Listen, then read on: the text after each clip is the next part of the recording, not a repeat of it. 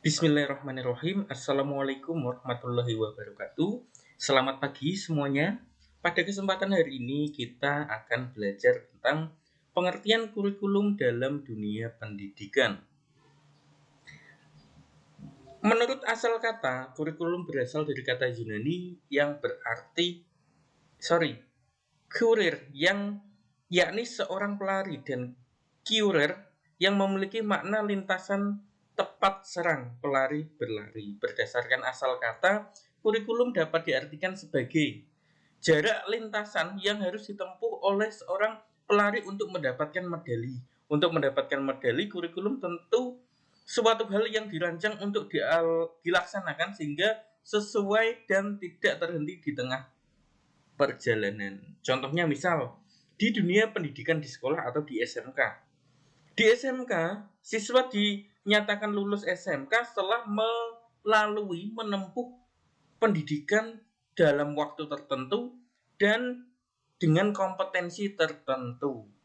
Itu yang disebut dengan kurikulum. Misal mata pelajarannya apa saja, pelaksanaannya bagaimana. Nah, aturan-aturan itu bisa dimaknai sebagai kurikulum. Kurikulum ini kemudian diadaptasi dalam bidang pendidikan dengan analogi, pelari adalah seorang peserta didik yang harus menempuh serangkaian kompetensi dasar agar mendapat penghargaan berupa sertifikat. Dengan demikian dapat diartikan secara sederhana bahwa kurikulum adalah sejumlah kompetensi dasar dalam mata pelajaran yang harus dikuasai oleh peserta didik dengan mengikuti program dari awal hingga akhir. Program untuk mendapatkan sertifikat atau ijazah sebagai imbalannya. Sebuah kurikulum dirancang sedemikian rupa untuk mengatur proses pembelajaran.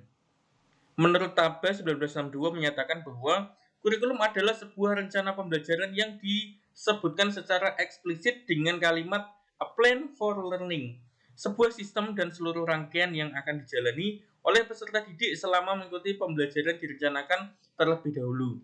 Implikasi lain dari pandangan ini dapat dinyatakan sebagai dokumen tertulis yang menjelaskan mengenai kegiatan peserta didik selama di sekolah dan kaitannya dengan program pembelajaran. Dokumen tertulis tentu saja pengertian kurikulum secara terbatas dan dianggap akan berarti apa-apa tanpa implementasi. Proses implementasi dari rencana pembelajaran yang dituangkan dalam bentuk kegiatan belajar harus dijaga sedemikian rupa agar sesuai dengan rencana yang telah disusun. Alberti 1965 menjelaskan bahwa kurikulum adalah segala bentuk aktivitas yang diberikan kepada peserta didik selama mengikuti program pembelajaran yang ada di dalam sekolah. Meskipun kelemahan dari pandangan Alberti ini hanya dibatasi oleh seluruh kegiatan yang dilakukan oleh peserta didik selama di sekolah saja, sedangkan kegiatan pembelajaran dan pembentukan peserta didik tentu sangat kompleks dan terjadi di mana saja. Peserta didik adalah manusia yang sangat dinamis dan dapat berubah oleh suatu hal yang kecil dan besar sebagai bentuk tanggapan atas perubahan yang terjadi dimanapun mereka berada. Oleh karena itu, jika dari keseluruhan perubahan yang didapatkan dapat dikategorikan sebagai hasil belajar, maka kurikulum tidak terbatas kegiatan yang ada di dalam sekolah saja. Senada dengan pendapat ini, Seiler, Alexander, dan Lewis 1974 menegaskan bahwa seluruh aspek yang dapat memberikan pengalaman kepada peserta didik baik di dalam kelas maupun di luar kelas, dan setiap tempat meskipun berada di luar lingkungan sekolah adalah tempat peserta memperoleh pengajaran dan pembelajaran. Implikasi sederhana dari pendapat Scheller, Alexander, dan Lewis adalah pemberian tugas di luar jam sekolah, namun secara luas peserta didik dapat memperoleh sebuah ilmu baru yang tidak mampu diberikan atau disediakan oleh sekolah karena keterbatasan sekolah. Ini sama halnya dengan teman-teman kuliah S1 untuk meraih gelar sarjana, teman-teman harus menempuh beberapa mata kuliah, beberapa semester, beberapa kurikulum agar dapat lulus di semua aspeknya. Misal teman-teman ada mata kuliah teori di semester awal, mata kuliah praktik, kemudian teman-teman ada praktik lapangan misalnya, kemudian ada praktik pengalaman lapangan, atau mungkin ada kuliah kerja nyata, pengabdian di masyarakat. Nah, itu bagian dari kurikulum teman-teman untuk memperoleh gelar sarjana.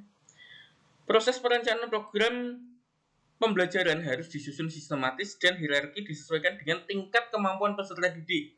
Kurikulum tidak boleh disusun sedemikian rupa hanya berdasarkan tujuan dari suatu lembaga penyusun kurikulum agar tujuan tercapai, akan tetapi harus memperhatikan aspek-aspek yang melekat pada peserta didik. Carter 1973 menjelaskan bahwa kurikulum harus disusun berdasarkan sekumpulan kursus-kursus ataupun urutan pembelajaran yang sistematik. Tujuan dari penyusunan ini agar peserta didik dapat dengan mudah mengikuti keseluruhan program yang telah direncanakan. Dalam proses penyelesaian beban yang telah ditentukan dalam kurikulum, maka tidak seluruh peserta didik mampu menyelesaikan beban dengan beban waktu yang sama. Kurikulum tentu saja memberikan hasil yang berbeda di setiap peserta didik, apakah mereka tetap berjalan sesuai dengan gerbong atau keluar dari lintasan. Oleh karena itu dibutuhkan suatu sistem penilaian yang dapat menunjukkan kesimpulan mengenai proses yang dilakukan oleh peserta didik. Hal ini harus dievaluasi agar bisa diambil keputusan mengenai pembuatan, pelaksanaan, dan hasil implementasi dari kurikulum. Sama halnya dengan teman-teman. Mungkin teman-teman ketika kuliah masuk kuliah angkatan sama. Begitu sudah berjalan, seiring berjalannya waktu, teman-teman mengikuti kegiatan yang berbeda. Ada yang hanya aktif dari kos ke kampus, ada yang aktif berorganisasi, ada yang berwirausaha, membangun bisnis, ada yang hanya kuliah, pacaran. Nah, itu akan berpengaruh terhadap waktu tempuh suatu studi. Makanya teman-teman kalau sudah kuliah tidak mungkin bisa seperti teman-teman waktu masih sekolah, masuk bersama, lulus bersama. Tapi ketika kuliah, diri masing-masing sangat berpengaruh terhadap waktu tempuh perkuliahan, waktu tempuh penyelesaian studi.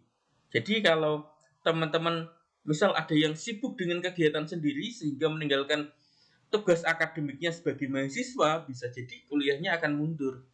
Nah, itu salah satu penyebab dari masa studi mahasiswa yang berbeda. Silahkan nanti teman-teman dipersiapkan dengan sebaik-baiknya bagaimana perkuliahan Anda dapat berjalan lancar.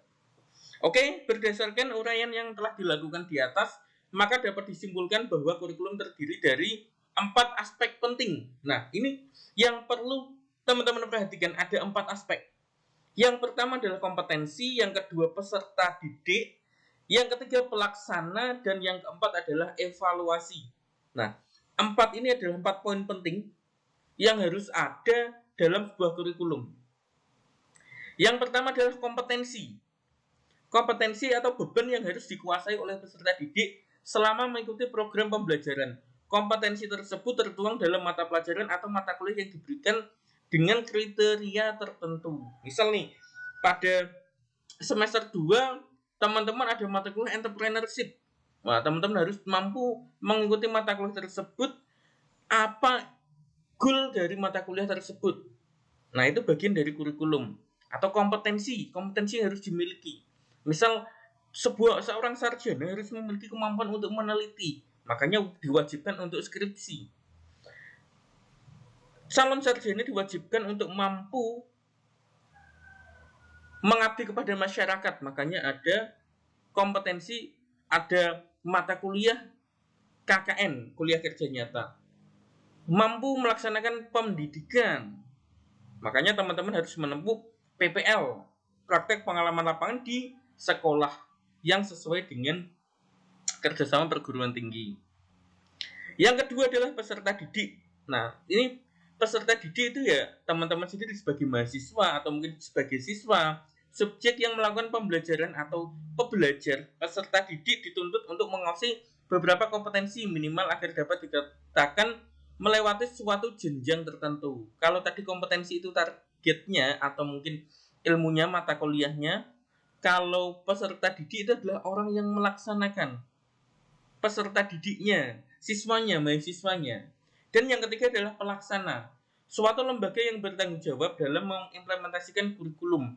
Pelaksana pada awalnya hanya terdiri dari satu lembaga, yakni sekolah, yang menaungi peserta didik. Namun dalam skala nasional, tentu saja dibutuhkan banyak lembaga yang berperan untuk mengarahkan peserta didik tetap berada pada jalur yang sesuai. Jadi di sini awalnya hanya sekolah saja atau mungkin perguruan tinggi saja, tapi ini ada pihak-pihak kan yang saling berkaitan. Semisal nih, ada sekolah dan ada dinas pendidikan. Lah, dinas pendidikan itu yang menentukan kurikulum agar selaras dan sesuai dengan jalurnya. Bisa saja kalau tidak ada aturan seperti itu, setiap sekolah memiliki aturannya masing-masing, memiliki kurikulumnya masing-masing sehingga tidak terstandarisasi secara nasional. Dan yang terakhir adalah evaluasi.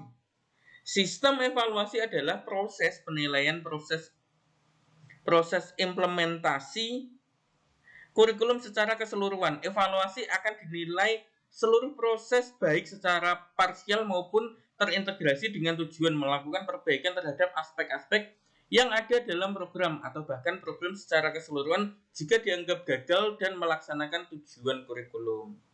Baik teman-teman, tadi kita sudah membahas tentang pengertian kurikulum, kemudian 4 aspek penting dalam kurikulum, yakni kompetensi, peserta didik, pelaksana, dan evaluasi. Demikian materi ini, semoga bermanfaat. Silakan nanti teman-teman laksanakan diskusi di kolom komentar atau nanti di kelas maya kita. Demikian, semoga bermanfaat. Tetap belajar, tetap semangat. Di masa pandemi ini kita harus bijaksana dalam melaksanakan pendidikan. Bagi yang kesulitan jaringan, bisa disesuaikan dengan kondisinya masing-masing. Mata kuliah ini mengajak kita untuk belajar menyelenggarakan pendidikan dalam keterbatasan dalam kondisi apapun. Sampai jumpa di episode berikutnya. Jika materi ini bermanfaat, silahkan like dan subscribe di channel Ilmuwan Diso. Terima kasih, see you next time.